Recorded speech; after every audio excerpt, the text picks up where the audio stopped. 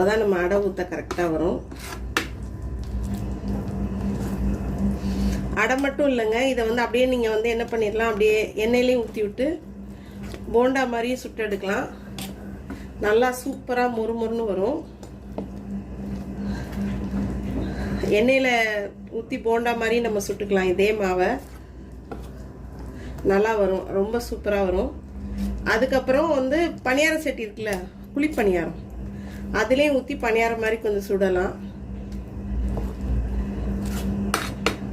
அடை மாவு இப்போ ரெடி ஆயிடுச்சு.